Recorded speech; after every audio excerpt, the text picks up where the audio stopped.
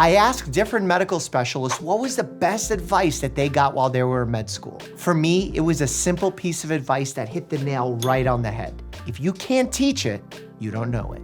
Hi, I'm Dr. Siobhan Deshauer, although online you may know me as Violin MD. I'm a rheumatologist, so I specialize in joints and autoimmune diseases. In medical school, our dean was giving us a speech, and I remember when he told us that the most dangerous doctors were the ones who don't know what they don't know. At the time, I didn't really realize how important that was, but it's actually still a concept that I think about to this day. Because, in pop culture, there's this fantasy of the doctor who knows everything, and against all odds, they'll always solve the mystery and save the patient. But the truth is, over 5,000 medical articles are published every day, so it's literally impossible to know everything. So that's why it's so important to stay humble, know your limits, and know when to get other experts involved. My name is Jake Goodman, and I'm in my last year of psychiatry residency. The best piece of advice I ever received in medical school was treat the patient, not the disease. I cannot tell you how powerful this is, and I use this mindset when I'm treating any patient. I'm a mental health doctor, so I ask all of my patients the same question. I ask them, what brings you joy in your life? And for some people, it's cooking or running or hanging out with their grandkids. Whatever it is, I try to incorporate that into their treatment plan. That is treating the patient, not the disease, and in no textbook is it gonna tell you to do that, but from my experience, it really works. I'm Dr. Gary Linkov. I'm an ENT specialist with subspecializations in facial plastics and hair restoration surgery. The best advice that I got during medical school was to have work-life balance. Life never gets easier, and we'll always have lots on our plate, and the more advanced we get in our careers, in many ways, the harder it gets, the more pressure there is. So it's very important to find that work-life balance and to continue to do things with our friends and family and to still entertain our hobbies and to not just work all the time. Hi, I'm Dr. Jack Turbin, and I'm a child and adolescent psychiatrist who takes care of transgender youth. I'm author of the new book, Free to Be, Understanding Kids and Gender Identity. The best piece of advice that I got in medical school was to choose the specialty that you really love doing all day and not the one that pays the most money, because you're going to spend most of your waking hours at work, and it's really priceless to be able to enjoy those hours, and no amount of money that you spend in the evenings or on the weekends is going to make up for if you're not happy at work. Hi, my name is Dr. Alok Patel. I'm a pediatric hospitalist. If a child is hospitalized, my people are on it. I was fortunate to have a lot of pearls of wisdom given to me in medical school. There are two that stick out to me. If you ever order a lab, imaging, or a test, you better be able to defend it and explain what you're gonna do differently with the results. Or don't order it because it's not needed. And number two, always attempt to meet patients where they are, not where you want them to be.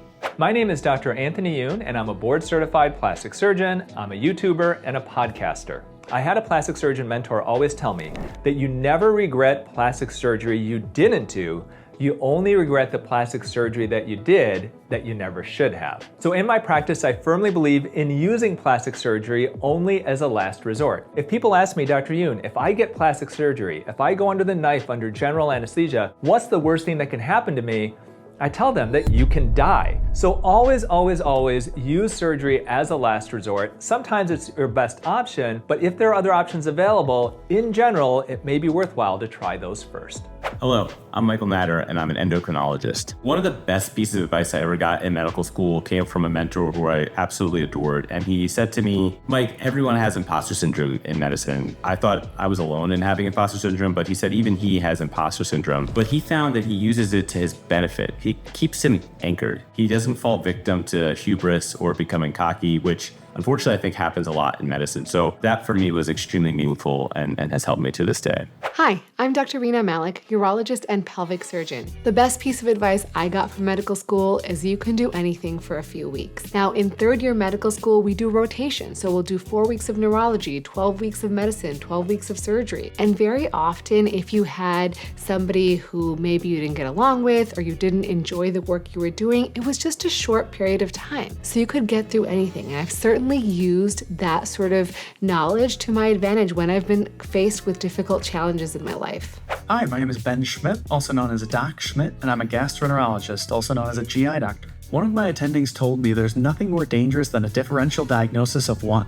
A differential diagnosis is basically the list of possibilities that doctors come up with for a patient's symptom or set of symptoms. So if you come in with diarrhea, my differential diagnosis would include food poisoning, Crohn's disease, IBS, celiac disease, etc. The questions I ask, the tests I order, and procedures I do can help clarify which one of those is causing your diarrhea. But if you only have one disease on your list from the start, you're going to get tunnel vision and only do tests looking to fit in with that specific diagnosis, and you'll risk missing the actual diagnosis. Hi, I'm Dr. Brian Boxer-Wachler. I'm an ophthalmologist, aka eye surgeon. This was a quote that always stays with me. The truth always comes out in the wash. And over the history of medicine, there have been lots of innovators who really weren't popular sometimes with some of their colleagues, but in the end, they got vindicated. And as someone myself who's invented a number of procedures in my field, I went through the same process, and I always kept this true to my heart that if what I'm doing is true and in the best interest of patients, no matter what some other doctors may say, in the end, I'm going to be vindicated and the truth will come out. And it's a very, very powerful saying that I still feel very strong about. Hello, my name is Danielle Bellardo. I'm a cardiologist in Los Angeles, California, and I specialize in cardiovascular disease prevention. The best piece of advice I received in medical school was to treat every patient as if they were your family member, because they are someone's son, daughter, mother, father, sibling, friend, or neighbor. This advice shaped my approach to patient care, emphasizing empathy and personal connection. It's about understanding patients' fears, hopes, and the impact of their health on their lives and their loved ones. It encourages better listening, communication, advocacy, and helps to build trust and rapport to develop an effective patient-doctor relationship with better health outcomes. What's up, guys? I'm Dr. Antonio Webb, a board-certified orthopedic spine surgeon. One of the best pieces of advice that I received during medical school is when one of my professors stated that failure is not in the falling down, it's in the failure to get back up and try again. So ever since I've heard that principle over 10 plus years ago, I've applied it to my life. Hello, my name is Mauicio, but everybody calls me Dr. Mau. I'm triple board certified in internal, emergency, and obesity medicine. My physiology teacher used to say, the eyes will never see what the mind doesn't know. And it's literally a phrase that marked my life, and I actually use it to close all my videos and podcasts. Porque los ojos jamás podrán ver lo que la mente no conoce. Hey, I'm Dr. Davo Banasali, a board-certified dermatologist here in New York City. The best advice I ever got in medical school was from my own father. When I was a student, he just told me, don't let anybody tell you what you can or can't do. Just let time show that your potential is limitless. Hey everyone, my name is Dr. Sanjay Juneja, and I'm a hematologist and medical oncologist, otherwise known as a blood and cancer specialist. The best piece of advice I learned in med school was basically be wary with certainty. And what that means is that medicine is very humbling. Things that we are sure this is how it works, or surely this makes sense as we understand it. We've been told, wait, maybe it's not that simple, or actually the opposite happens. So for that reason, be wary of certainty, not only when you're hearing it from other places that this is never possible or always, but also internally. When I find myself being overly certain or saying something kind of automated, I make sure to reinvestigate and see if anything is new, and that's what kind of keeps you adept, but also humble and continue to grow and foster what you've learned, which always could be incorrect over time. Hi, I'm Dr. Glaucom Flecken. I am actually a board-certified ophthalmologist. Best piece of advice I got from my medical education is the only way to avoid surgical complications is to not operate.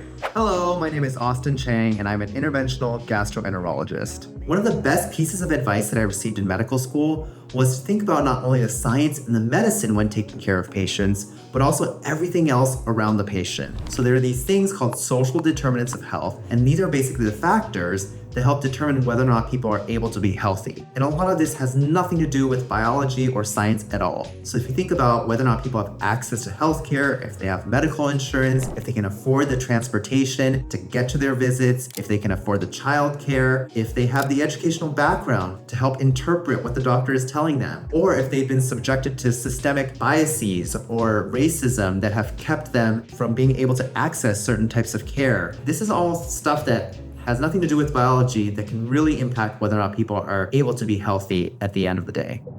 If you're thinking of applying to med school, make sure you watch this video where I tell you my entire med school experience, and as always, stay happy and healthy.